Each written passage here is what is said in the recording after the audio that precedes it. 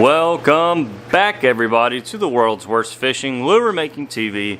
Thanks for being here today. I'm Chris Jones, and we just took some goodies out of the molds. So I actually went ahead and just kind of popped an eyeball on just for effect. And you can see sort of like a nice turquoisey teal green in the middle there for the vein. That is dead-on plastic snow shine Paragon effect for the belly. And the top is sort of based on a scuppernong color with a little bit of blue highlight. So not a bad way to start a Saturday. Two of my bros right there are currently on live stream. Hashimoto Concepts and Noah Clark, the silicone mold master. Two great guys right there. They have no idea I'm filming this, but definitely check out Outdoorsman_Clark and Hashimoto Concepts. Two good guys right there. Yeah, there he is. The man with the exceptional beard on the bottom of the screen there. Alright, everybody, so Florida has found itself with another cold front again. So I think it was 38 this morning, so pretty chilly for around here. So we got one of our old school hoodies on. And basically what we're going to be doing today is trying to duplicate this silver crappie pattern that I did just a few days ago. And what is so fun about a pattern like this is that it's all simple stuff.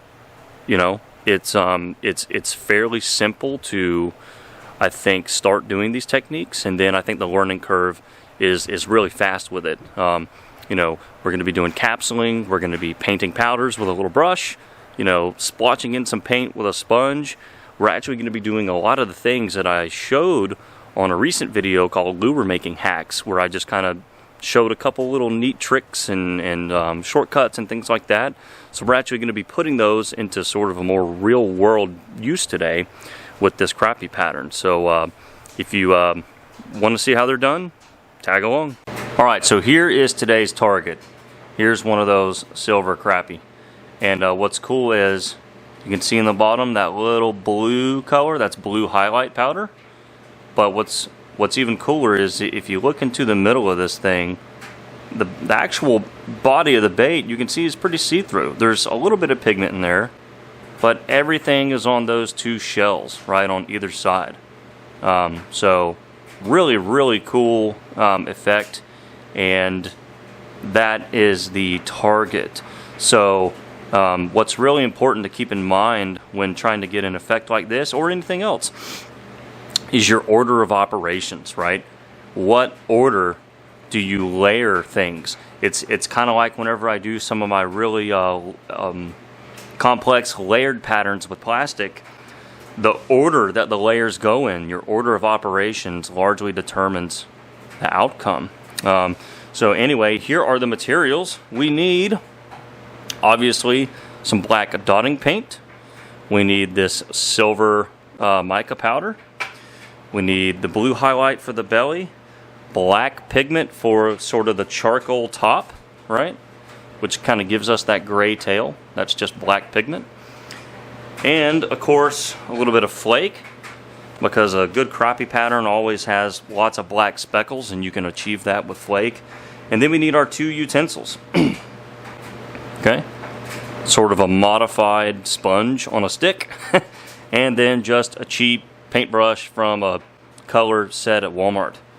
Alright, so here we go. So basically we just have some plastic with that black flake in it, okay? And so what's cool about the way that I did these is that there's only flake in that outer capsule, alright? So there are many ways to do a capsule. This is just the way that I always do it. I just kind of start in the back of the tail and pour it forward, kind of going along the top of the mold. Then just kind of let it fill in, right? Just like that. I just want a thin layer, right? Just like that. Now, a lot of people confuse this with skin pouring. You know, I guess technically this does leave a thin skin of plastic in the mold, but this is just capsuling. You're encapsulating the bait within a layer of plastic. To me, true skin pouring is when you're actually pouring in layers and you're building a pattern with skins of plastic. So just kind of two different things to keep in mind whenever you hear those terms kind of thrown around. So we'll just do this one as well, kind of start in the back, pour it forward, and then let it fill in the gaps. Just like that. And so now basically what you have is the beginnings of the pattern, right? That black flake is a must-have to me in any good speckle perch pattern, whether you're doing a black crappie, a white crappie, or you're making something up like a silver crappie. What the heck is a silver crappie? Right? This pattern doesn't even really exist. All right, and just like that, we now basically have our canvas poured and the speckles, right? So if you look close, you'll see, oops, kind of this line, right? That's where the capsule poured a little unevenly. So what we want to do is we want to flatten these capsules out, or else that line will show up. So the way to do that is with your trusty heat gun, okay? And we're basically just gonna melt this side of our capsules and flatten that out. So I'll show you the difference here once this kind of gets hot enough.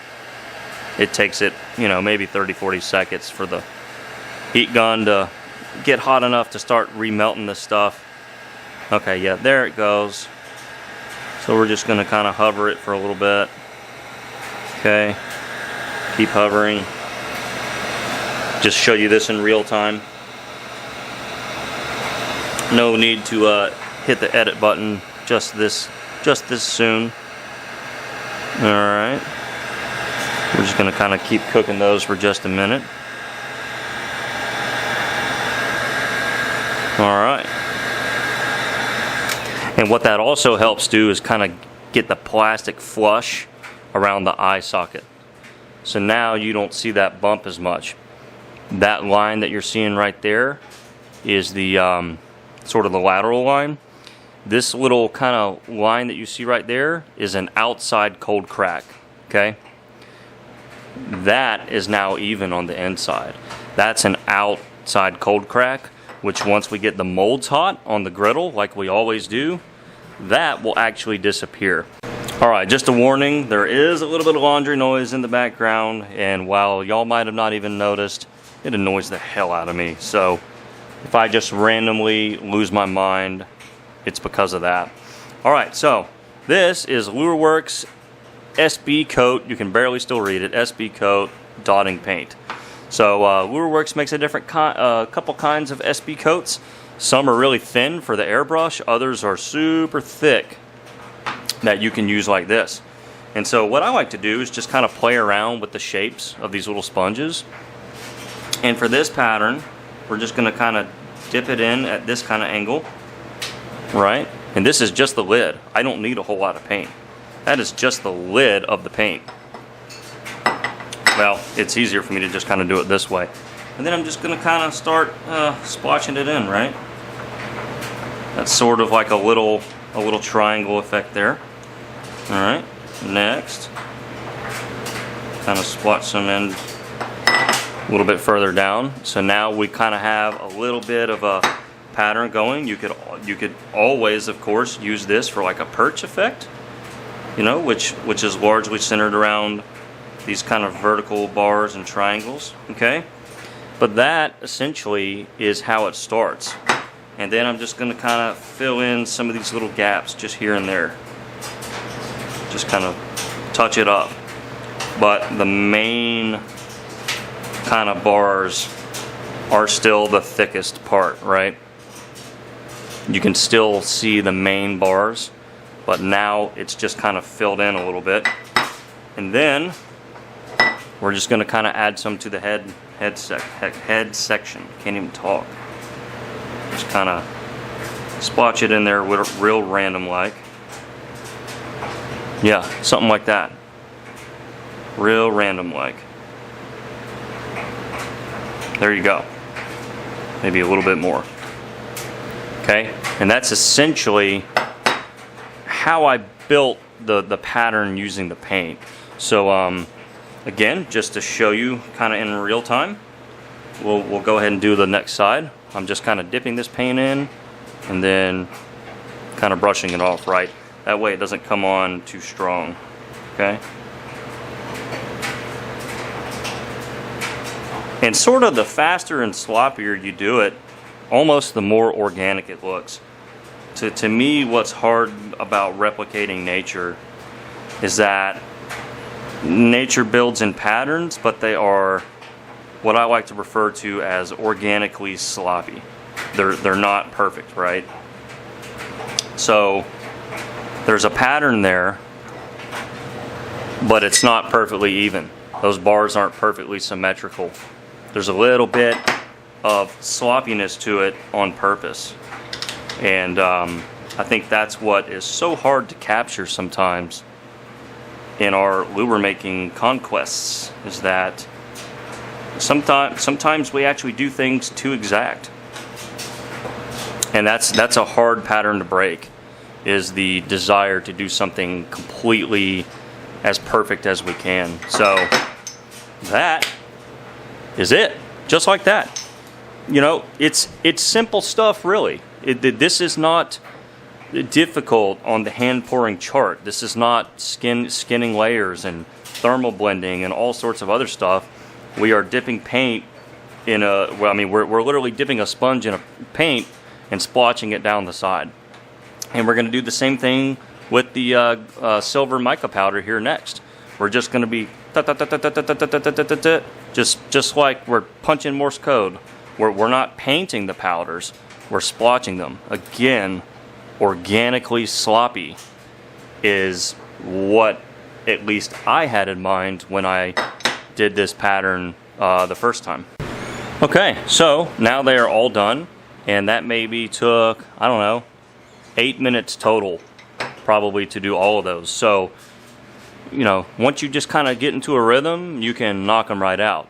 A lot simpler and a lot faster than trying to do it all with just liquid plastic. But, you know, two different effects for two different things. Looks are always subjective. So just because something might not be your most difficult work doesn't mean that sometimes it can't also be among your best work. And so now you have a few options, right? You could do a number of things. You could put some silver foil. You could use some silver mica like we're going to do. You could also splotch in a little bit of yellow or gold or green. Sneak in some other colors to get all sorts of different colors that you commonly see in a crappie pattern. You could do that all from here. But, you know, our order of operations is the capsule with the flake, then this kind of splotchy black paint pattern, and then from there we're just filling in the gaps. So oddly enough, we are almost done. Alright, so this is just regular silver powder.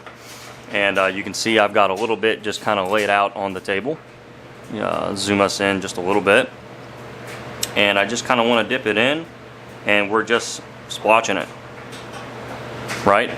But and what's cool is that because there's gaps in this powder will kind of fill in those gaps a little bit for us. So again, sort of random and sloppy. You can see I'm not taking my time with this whatsoever. And I think that gives a really, really natural look about it, okay? So that's it. Done. Simple, fast, fun, easy, whatever you want to call it. You know, you can really, really have a lot of fun doing these types of things. And unlike skin pouring layers, you won't just be beating your head against the wall for months trying to get a good result. This you can do kind of right out of the bat and have some great success with it. And again, you know, my advice would be, don't worry about making things too precise. Now, of course, you can do that if you just want to sharpen your skills. You could just fill in color right there along that little dorsal fin, or sorry, the gill plate fin there. You could do any number of things. I think why this pattern got the attention that it did was because it was deceptively complex. People looked at it and they're like, whoa, what all's going on there? And some of that is because of the sloppiness of it, because it was not too exact, right? Like the great Jeff Peel says, you want to capture a bit of an illusion with your work, and this one definitely has the illusion. So there it is. Sloppy, sloppy, sloppy, sloppy, sloppy, but there's still a method to the madness.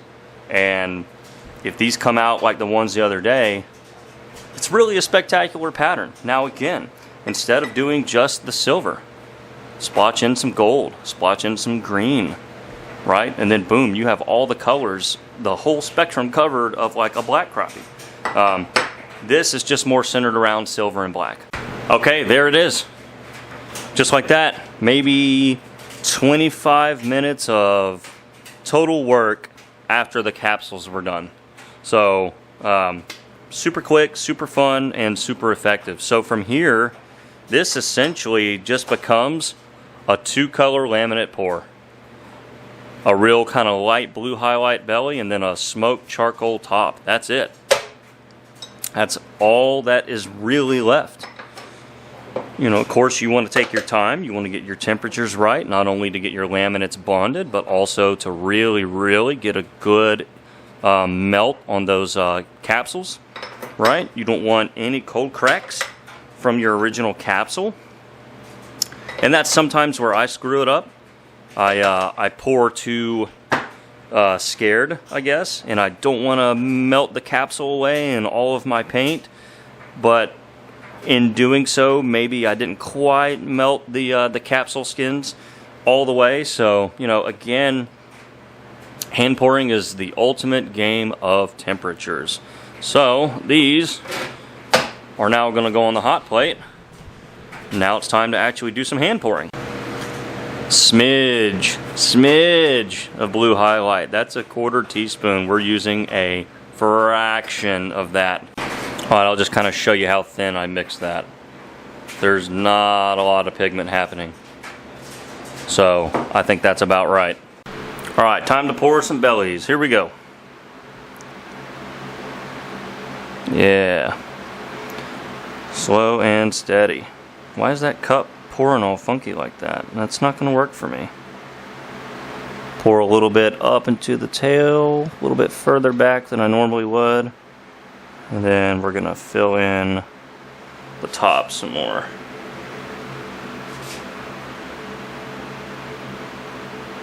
Last drop, come on. There it goes. Yeah. That's exactly it. That's exactly what I want to see. Pour that beautiful, beautiful blue highlight footage. Looking good.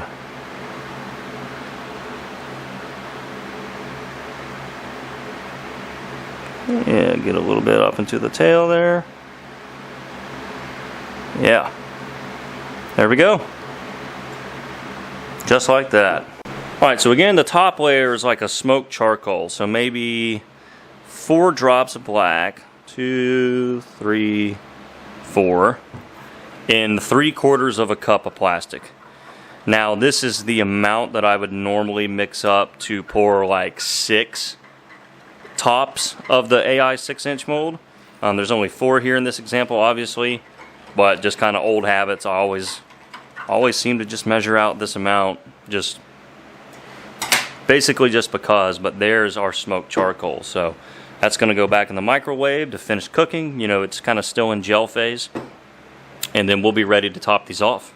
All right, the fun part, topping them off. Here we go.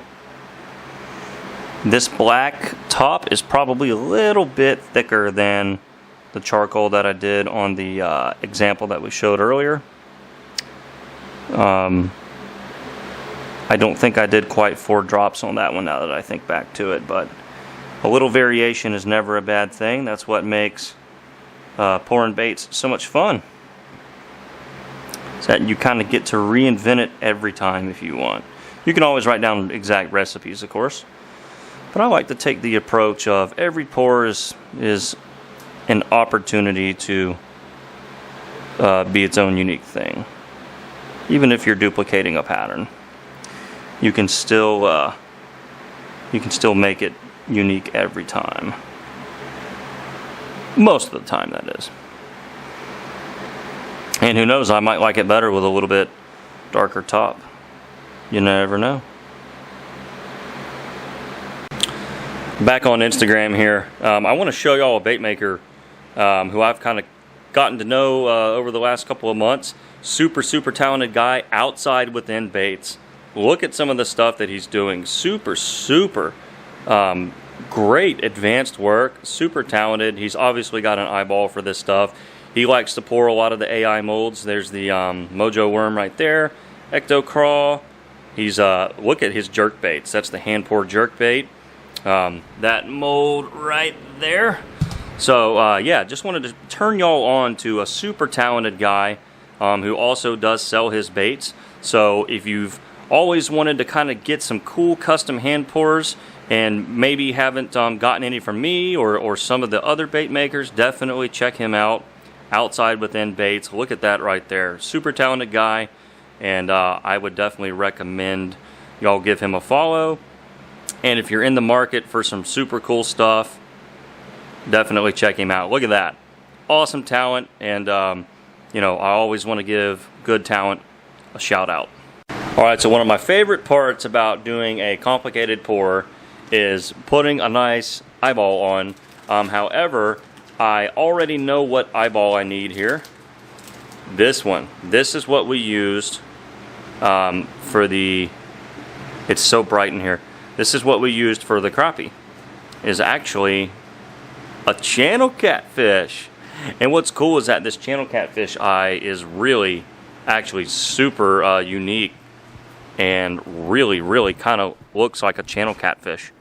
If we just kind of look at some of the hues and the patterns out here in natural light, he did a great job actually making it look sort of like the color and hues and skin of a channel catfish. So super cool. I thought it was a nice match. Okay, here we go. Drum roll, please.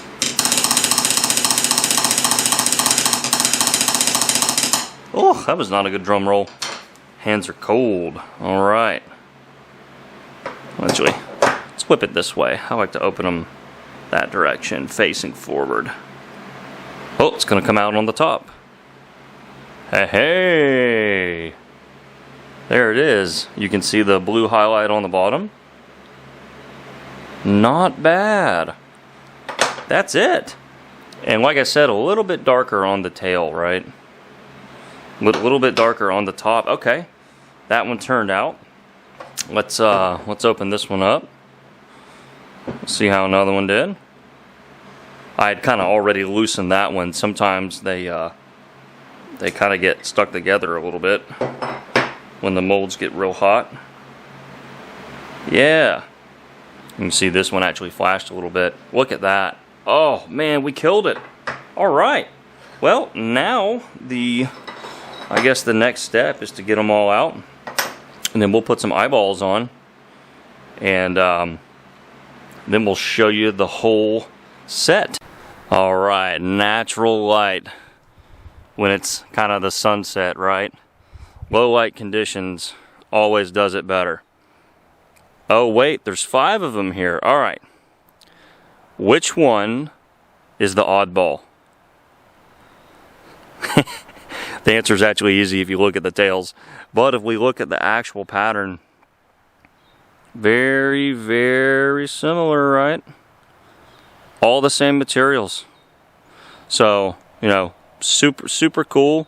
And, you know, not the most difficult thing in the world. You can see that there's a lot of consistency. You know, the one on the end there is one from the other day. And then the 4 to the left are from today. You can see the tails are a little bit darker, so a little bit more pigment in the top on today's. You can see the beautiful channel catfish eyes there. So yeah, there it is. Something fun to try, and I hope y'all enjoyed the video. You know, we went real in depth, but that's kind of what it takes to execute patterns at a high level. So you know, take what you saw today and run with it. Put your own spin on it. Use it as inspiration. You know, you can do your own crappie color with, you know, different colors in this, of course. Or you can take some of these techniques to do your favorite perch or bluegill, whatever it is. This is a never-ending hobby. Alright, that's going to wrap this one up. It is getting cold, the sun's going down, and yeah, I hope y'all enjoyed. There again, leave me some comments down below. Let me know what you think. Let me know if you have tried these sort of techniques before. You know, all of this stuff has been on the channel, you know, some of it dating back to a long time ago. I mean, I did probably my first video on the capsule method going on 3 years. But, you know, over the course of time, you know, you refine things, you get a little bit better. So whenever you come back to it, right, and do it again, usually you're better. And then you go look at work from 2 years ago and you're like, oh man, I should have done this. So, you know, it's kind of an ever evolving hobby, which is why it kind of keeps me on my toes. So without rambling too much, please like, subscribe, hit the notification bell. We'll see y'all in the next video, and bon voyage.